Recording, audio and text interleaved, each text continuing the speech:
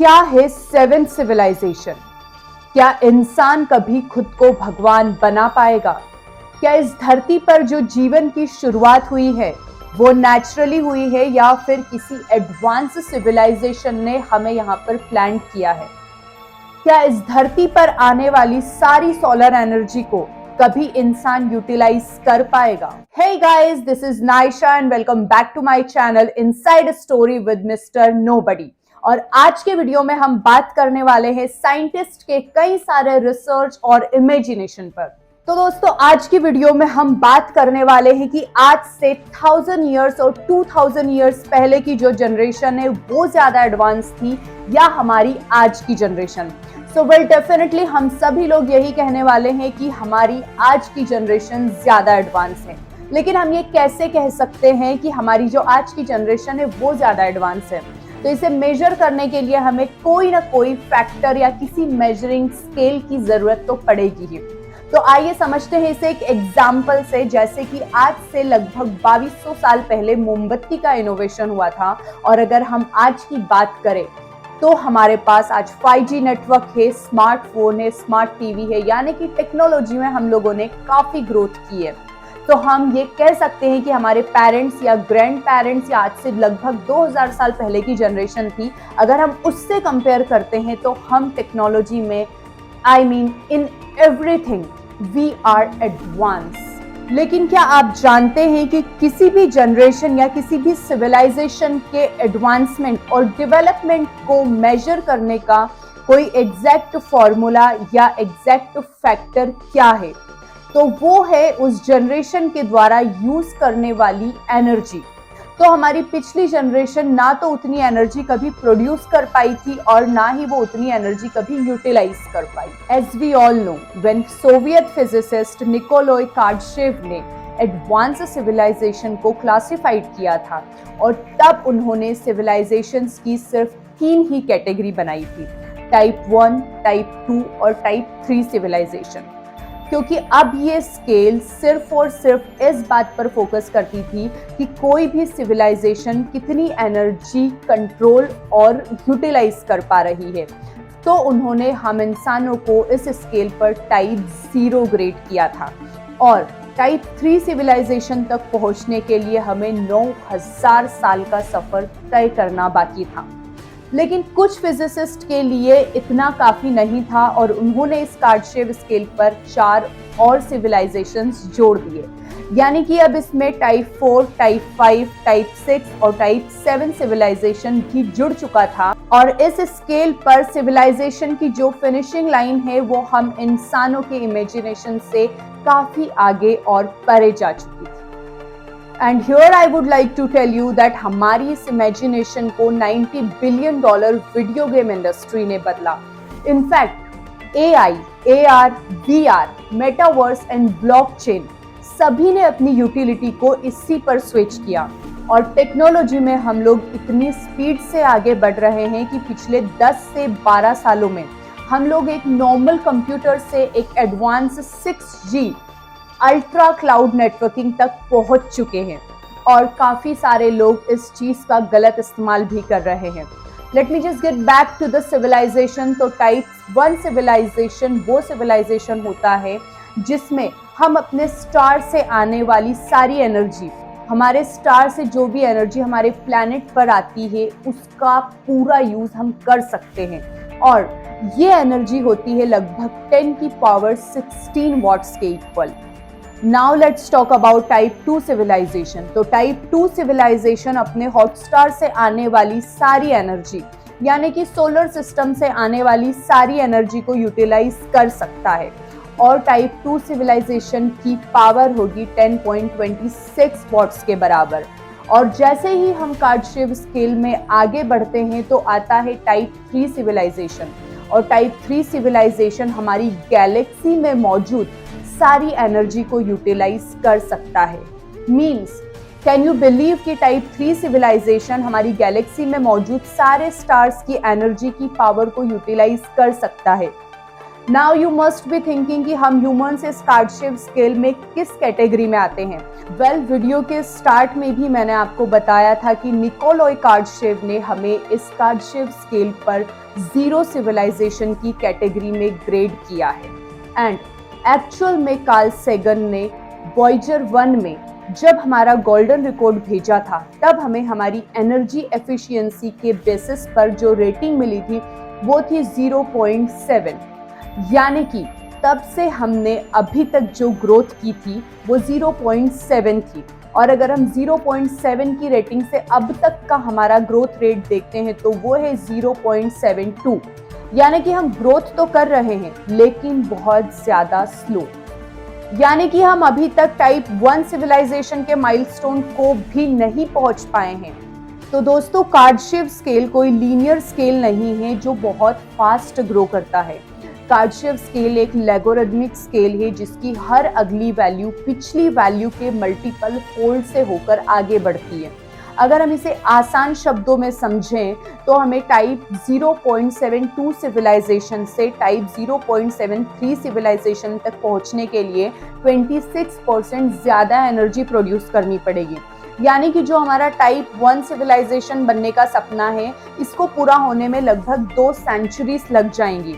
सो year 2371 तक जो हमारा टाइप 1 सिविलाइजेशन बनने का सपना है वो शायद पूरा हो सकता है।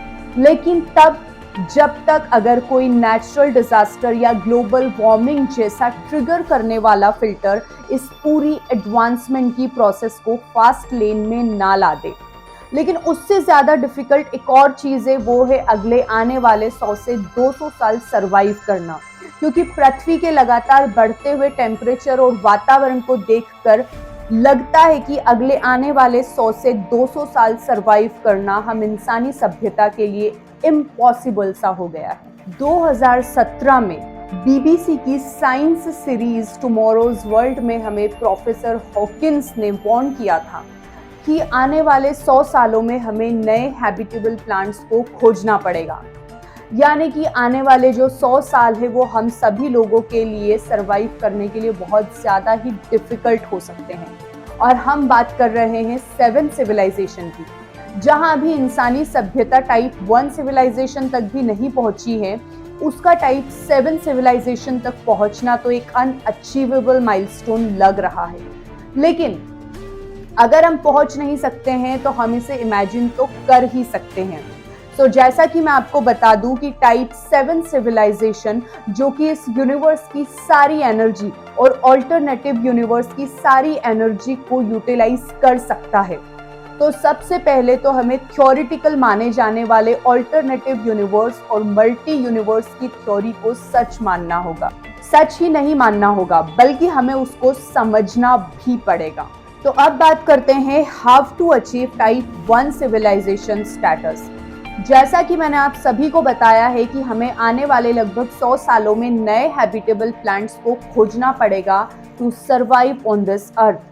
तो क्या अब हमारे लॉन्ग डिस्टेंस इंटरप्लैनेटरी मिशन के लिए ये ऑर्डिनरी फॉसिल फ्यूल एक आइडियल सोर्स ऑफ एनर्जी है? Obviously not. और इसीलिए हम ह्यूमंस को समय के साथ साथ ये रियलाइज हुआ कि हमें फॉसिल फ्यूल की जगह पर न्यूक्लियर फ्यूजन को यूज करना पड़ेगा फॉर आवर एनर्जी नीड्स।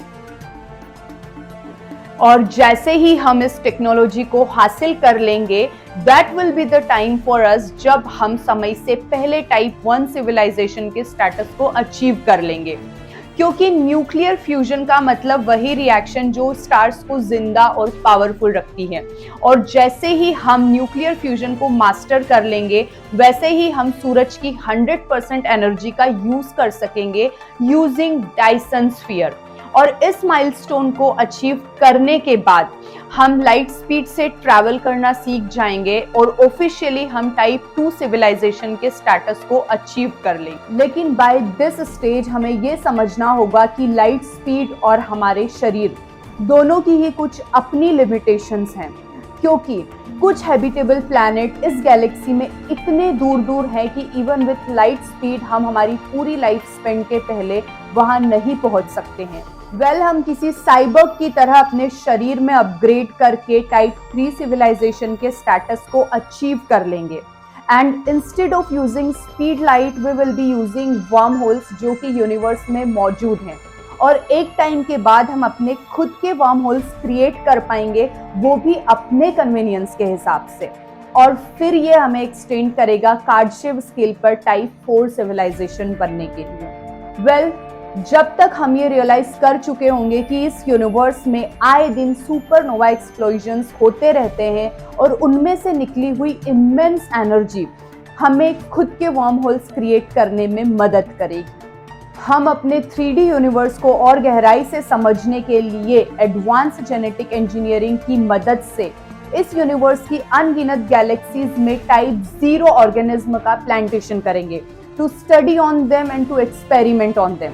और गाइस, अगर क्या हो कि हम खुद अगर किसी एडवांस सिविलाइजेशन के प्लांटेशन हो, वेल, हमें इस बात से उस टाइम पर कोई फर्क नहीं पड़ेगा, क्योंकि हम अपने 3D यूनिवर्स के नॉलेज को अन्य किसी पैरेलल यूनिवर्स पर आजमाएंगे।